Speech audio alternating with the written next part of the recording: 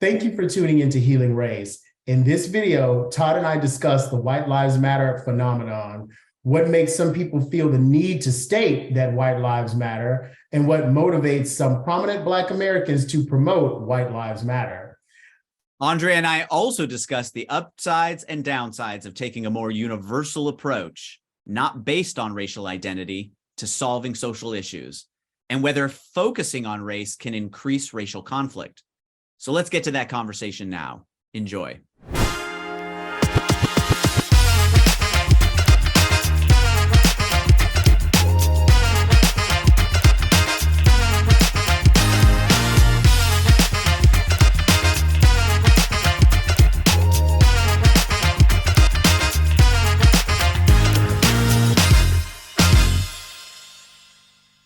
The article I sent you was, various people in the media and famous people have started who have self-identified as African American in the past have started to wear paraphernalia that says "White Lives Matter," and some Black people on social media or people who self-identify as African American have had angry feelings about that. And first of all, if you and I are going to have a show called Healing Race, then we're going to have to talk about this phenomenon that's, come up, the Black people, African Americans supporting white lives and what they're trying to make that, how they're framing that discussion and what it looks like. So my first question to you, since you're the white representation in the conversation so far, is what comes up for you emotionally when you see that kind of paraphernalia, a Black person wearing that paraphernalia or supporting that perceived ideology? Yeah, I mean, my first instinct is more curiosity. Like, why does someone feel the need to promote White Lives Matter, white or Black? What's the motivation behind it? And I don't honestly fully know. I could guess at what the motivation is, but I don't fully know, to be honest, the motivation. I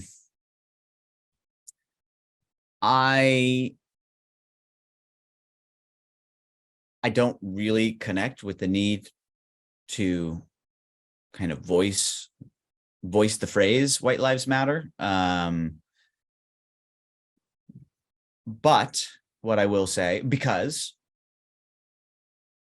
I don't know that I've experienced or that the people in my network have experienced life or society in such a way that should give them the impression that they don't matter, right? Because why do people feel the need to say our lives matter? That need to vocalize, or why would an individual say that? The need to vocalize it is presumably because they don't feel they matter, right? And so I guess I haven't experienced, as someone who is white, who checks that box when it's asked of me, who if anyone were to ask would say, if anyone were to see me would say that I'm white. And again, people who I know, I just haven't seen their lives not be shown to matter as a group, right? I'm sure individual white people feel that way in their families, in their neighborhoods, in their communities. But as a group, I haven't seen that to be the case. So it's not something that I connect with. I wonder why people would feel the need to connect with it. I have some ideas on why they might feel the need, why they might connect with it, why they might feel the need that it is voiced, but specifically a Black person connecting. Yeah. I mean, listen, I don't know that I have any feelings about it, but the thoughts that come to mind are there's a part of the Black community that is clearly concerned about identity-based advocacy, identity-based politics. They, from this is what I've heard from people who generally may not wear White Lives Matter, but generally have concerns about Black Lives Matter, and the focus on race. So I'm just expressing what I've heard in terms of the concerns. The concerns are that we want to be, it's kind of the aspiration of race neutrality, right? It's the idea of like a colorblind society, which I know you don't subscribe to, right? You want a color kind of aware society that respects all shades of everything, right? You think there's some meaning, some importance to our different complexions and our different, cultural backgrounds. And so we don't want to just be neutral. And we don't just want to be blind to it. But there are people who think, listen, racial issues in the past were based on race. So I think their basic point of view is, why fight fire with fire, right?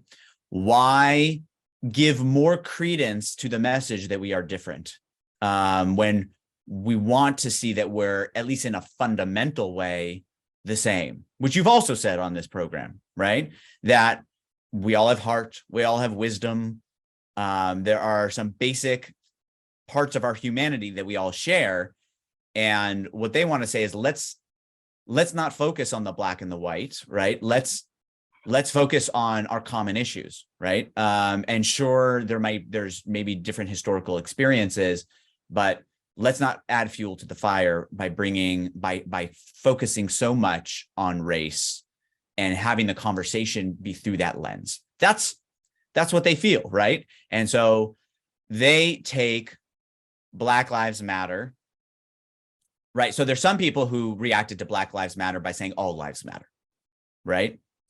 And this new tact, this new response of saying White Lives Matter seems to presume, which I don't agree with, right? But seems to presume that by stating Black Lives Matter, that someone who states Black Lives Matter is insinuating that other people don't matter in some way. I think what they might say, if I were to channel them, they might say that where the conversation has gone from this Black Lives Matter movement, it has approached the conversation of race in a way that doesn't show that white lives matter or that white voices matter, that there has been a kind of shutting down of the white voice in some way. And they might, again, I don't know people's motivations, I'm just guessing, they might feel the need to say, hey, white voices matter too in this conversation. It's, maybe they think that the approach to the conversation around Black Lives Matter carries with it some of the problems that it itself is trying to resolve. That in the approach, there's a kind of bias or prejudice or constraining of the voices of people who are not Black, in particular people who are white, that is the very thing that they themselves would complain about in reverse, right? And so there might be some sense in which, okay, well, we're going to claim white lives matter to raise those voices that they think are perhaps being quashed in reverse. So these are the things that I would imagine could be some of their motivations or the thoughts behind why they're doing it. Again, I mean, there's some, even if I don't agree with their message, I can give them some sense of respect for, like in the article, the concern, and I've heard this from other people in the Black community, even personally, not even, influencers, people that I know who have had these concerns. There are concerns that there can sometimes be in all movements, no matter who are the leaders or what the movement is for, a movement toward groupthink, right? Mm-hmm. That we all have to think alike. Mm-hmm. And you can tell in that article, she's saying we don't have to all think alike. Like, we're not all the same. And maybe I disagree with the need to say white lives matter, but I can at least respect the motivation and respect her ability to voice her views So did in a I. context that's really hard, right? Yeah. So did I. Yeah. I agree And with the young woman. We don't all have to think the same. yeah. So those are some of the things that come up with regard to it. What about you? Like, what are some of your thoughts about, well, the article and the White Lives Matter, but also what I had to say? What's your perspective? And feelings about it, right? Because you've talked in previous episodes about kind of Black pride and the need to kind of be a collective as a Black community and Black identity. So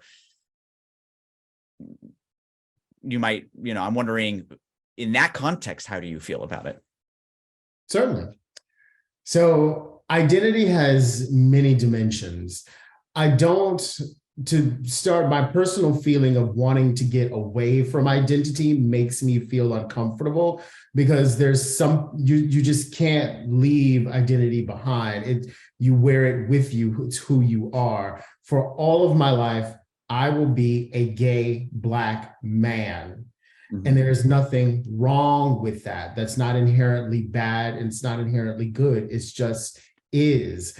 What troubles me is when humanity starts, what I call, my parlance for that is marginalizing, but assigning a value. Okay, so you're Black, you're gay, you're this, and that means XYZ, and that means this about your life.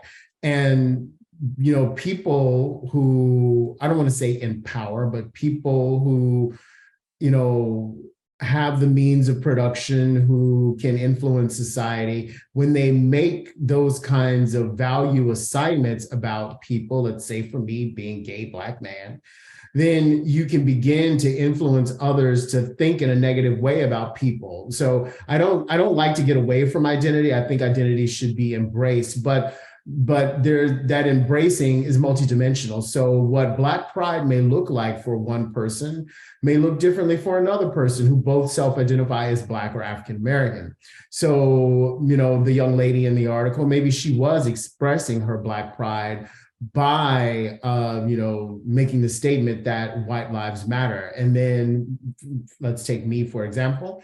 I'm expressing Black pride differently and focusing on another dimension by looking at the outcomes and the general outcomes that Black lives and African-American lives of those outcomes in this country, right? So I tend to be rather a pragmatist, really focusing on let's look at the arc of a life and how it's supported, how it's not supported, and the ways in which you're set up to have a thriving life, right? And I've spoken of this before. So I don't feel any sort of animosity to Black people who are stating white lives matter. I think if that's what they feel in their heart and they're leaning, they should. But I also, counsel them that in that support, because we are endeavoring that every human being on the planet is valuable.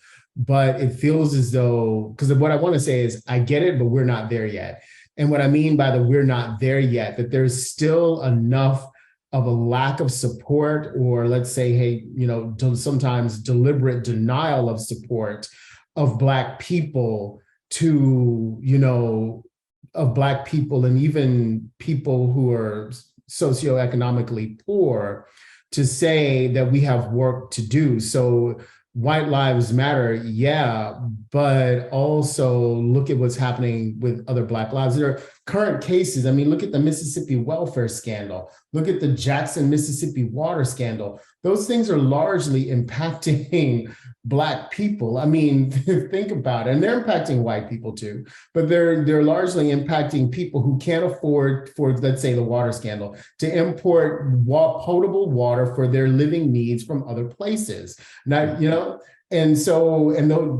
those largely are Black people. So I would ask, people who want to support white lives, that's great. And, we are a human family, but also don't forget that some Black people are being left out of the inclusion in that human family. And there are present day scandals to point to. I mean, the Mississippi welfare scandal alone, once I sat down and it was explained to me like what happened and how the states were using these federal funds, or they were supposed to use these federal funds to directly help people who, are on the margins of society, because they've lost a job, and like I tell everyone, it's good to be confident. Everyone's all confident until you get sick, have an illness, have a major medical diagnosis, and watch your world change.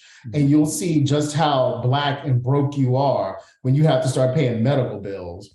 For real, I've seen this. I have seen it ravage lives. And, and so if we don't deliberately include everyone, then there is the possibility of some people being left out.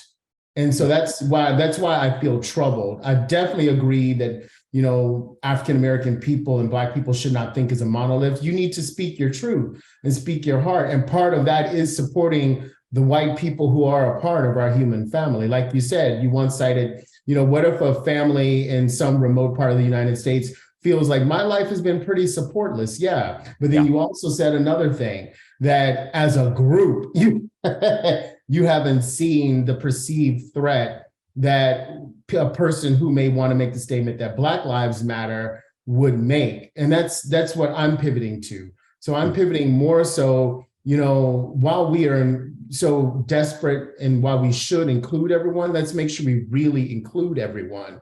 I mean, this is a jarring thing that in a country like the United States, people don't have potable water. You use potable water for everything. We even go to the bathroom in potable water, right? Yeah, I think some of the motivation, my guess, is so one of the responses I think to what you just shared might be, well, then why don't we focus on, so you talked about the, white Americans who might live in some community where there are very few supports, right? And you're acknowledging a certain socioeconomic disadvantage. And I think the question might be in reverse: why do we focus on identity as the driving force of the need for help, as the impetus for the need for help, rather than what we're trying to help, which is socioeconomic disadvantage? I have an answer to that question. That would include white people and people of all sorts of colors and backgrounds. If that's one of the main kind of drivers or focus areas, why not just focus on that? Because some of these, I can answer your question.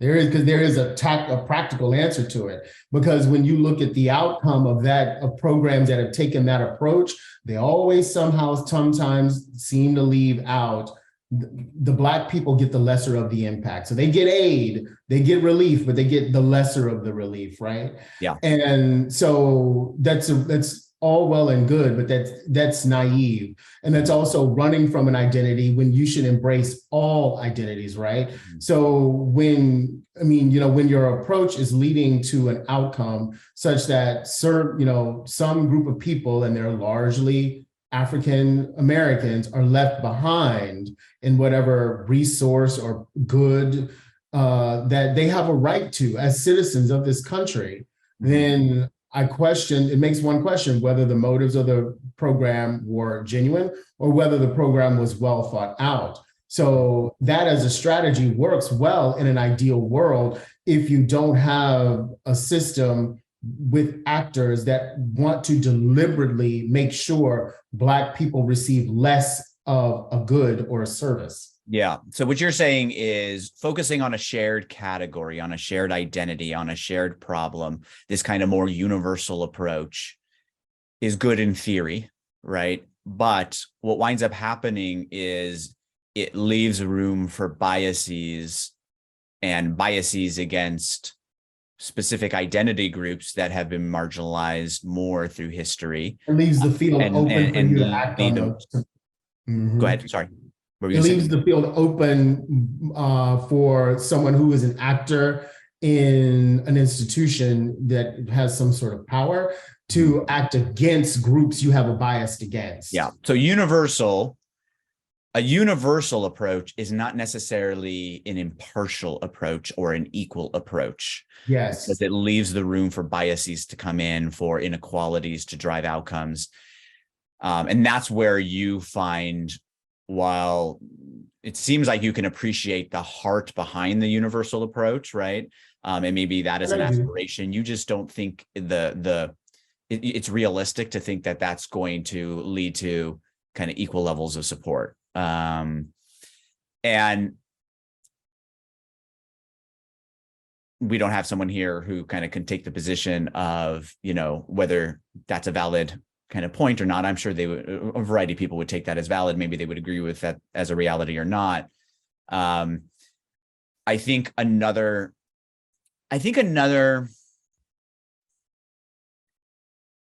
response you might get beyond like, why not more universal categories, why not shared issues, is that to focus on identity is to play with fire in this way.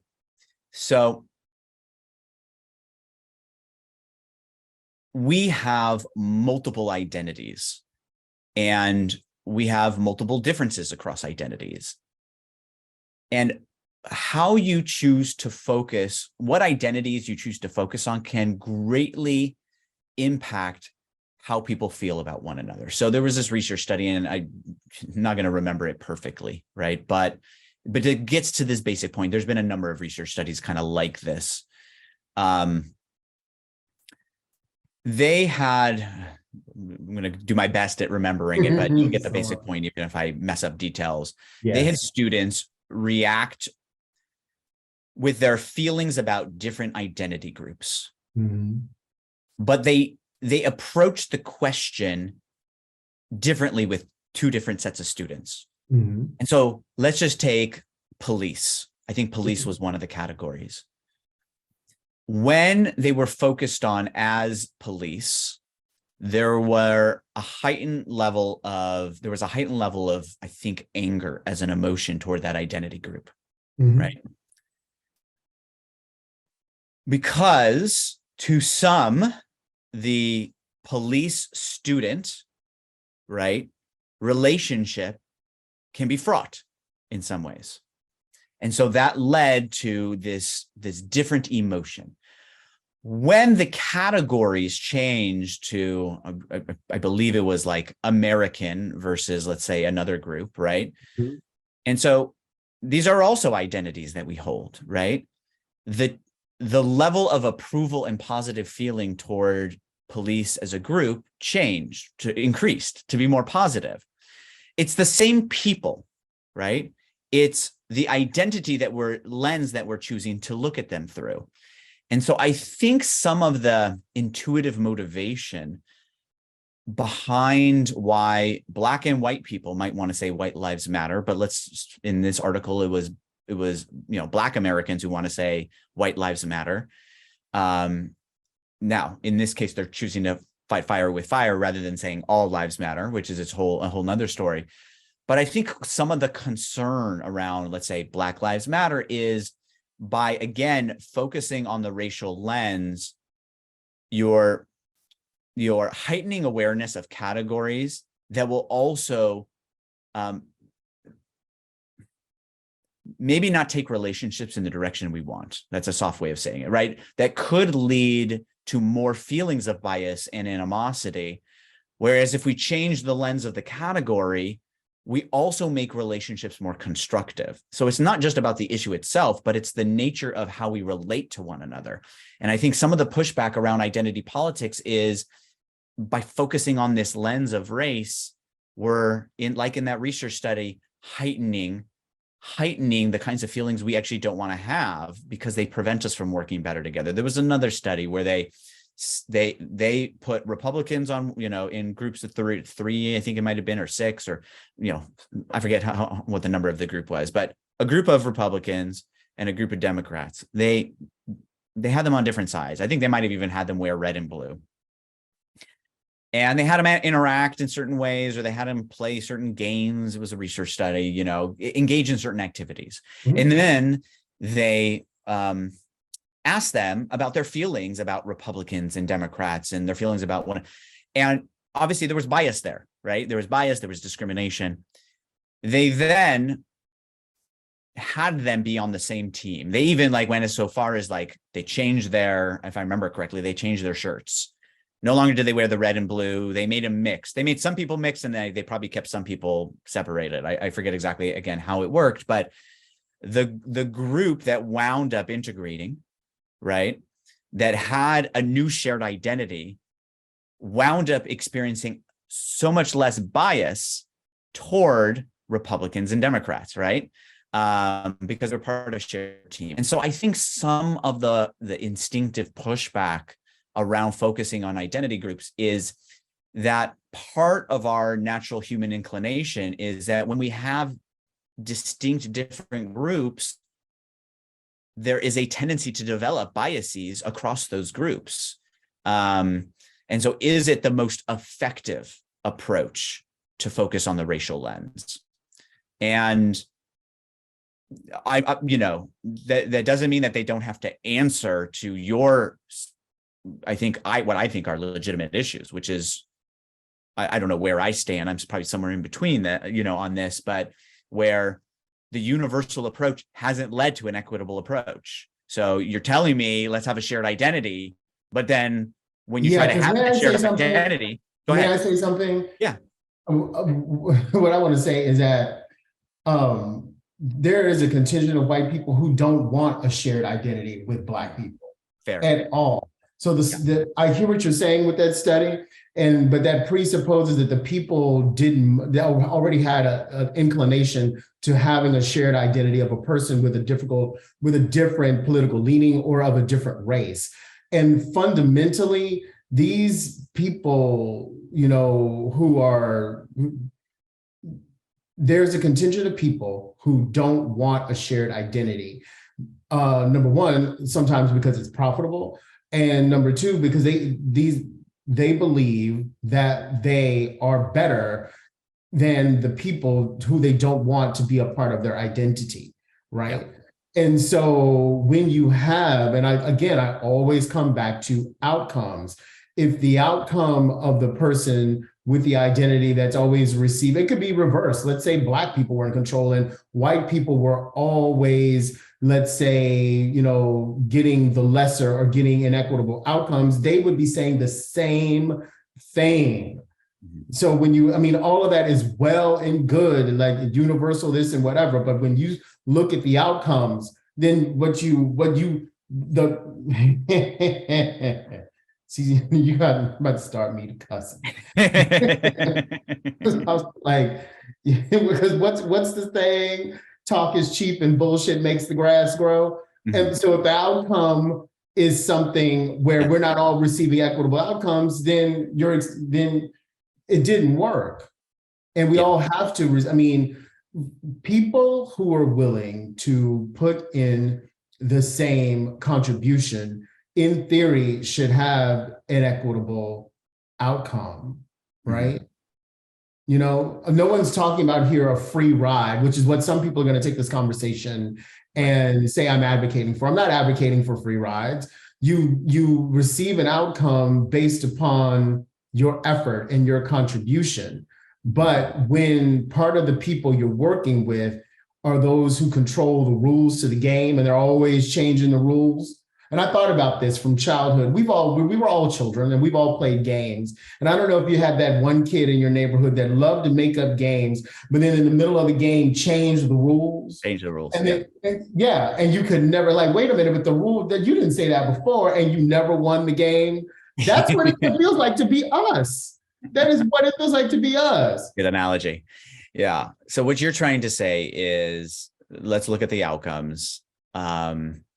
does the universal approach lead to more equitable outcomes, or does a kind of targeted approach lead to better outcomes? And we've had times in our history where we did have some targeted approaches, right? Mhm. The Voting Rights Act had certain targeted approaches around race in particular, right? Mhm. And Well, let's see how that's evolved. right. And so the universal approach leaves it open to bias in your point of view, has left it open to bias. And if you believe that there's a world where people don't want to have the shared identity, right?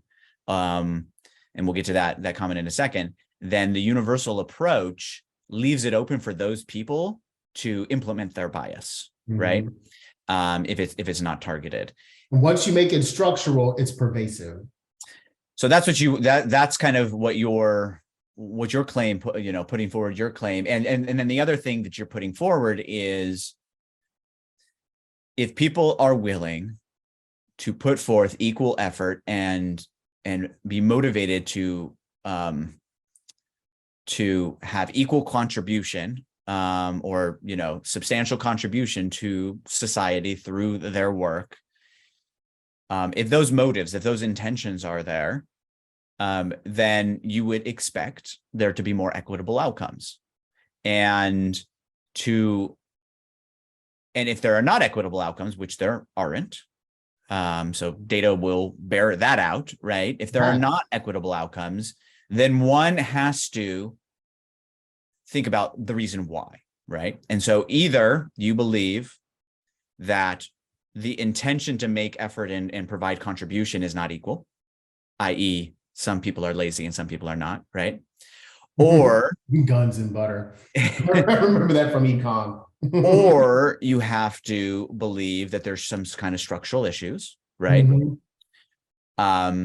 Or you have to believe that there's some kind of innate differences in capabilities, right? Because it's like you have innate differences. Still, you can still have an equality of people who with similar capabilities. Yes, yeah. So, but what I'm saying is there might be some who might say, yeah, but what if capabilities are different across races or across groups? Then even if they put in equal effort, they're going to have different outcomes, right? But when you slice the group, it all depends on how you parse the group, right? So I'm not agreeing with this, but I'm just saying you have to have a theory of why there are differences, and either you think there are innate differences, or you think there are effort differences, or you believe there are structural differences, right? So I get it. One of those three has to play into the differences in outcomes. You have to tell some story, and your story is it's structural, because you are saying people are. I'm saying structural is the most insidious. Is the most insidious, but what I'm guessing, because you talked about effort and contribution, so I'm guessing you will look at the distribution. Now, obviously, people within the white population are going to be different in their capabilities. We're just like, not everyone is equal in capabilities, or they have different capabilities, some of which are valued more in society and some of which are not. Yes. We're just different as human beings. But if we look at Black people as a whole and white people as a whole and other groups as a whole, they're going to be highly capable people and middle capable people and less capable people, right? And again, people have different capabilities, so it's it's hard to say capable. I could be hugely capable in one thing and horrible in another thing. But anyways, in a general way, we can talk about capability. And your basic premise is, listen, yes, there are more capable people. Yes, there are less capable people, but there are not necessarily differences across groups. You have capable people in different groups, and generally middle capable people and less capable people in all groups. So given that roughly there's equality in capabilities, right? If we're making the same effort to contribute, we should have equal outcomes, right? And if we don't, then there's got to be something else, some other factor. And you put that as some kind of structural, historical issue, right? Whereas others might explain it away through effort or through capability, right?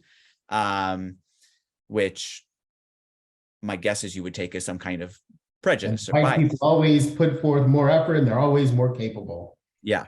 Yeah. For 400 years, we've been hearing that. Yeah. For over 400 years. Yeah. So again, from your point of view, it's like the universal approach hasn't worked because it lets the same structural issues to continue, right? And there needs to be a more targeted approach because generally people want to make an effort and contribute, right? And so some people need help, greater supports in getting to the point where they can do that, where their effort makes a difference for their lives and for how they can contribute. Yeah, I mean, and just to give more clarity to what I'm saying, yeah, is based on the evolution of racial history in this country, we need to be mindful, and you mentioned the Voting Rights Act, we need to be mindful and watch out for structural issues that have racial bias being so insidious that they really deny entire large groups of people opportunity, right? Yeah. Yeah. And I'm just saying that hasn't gone away.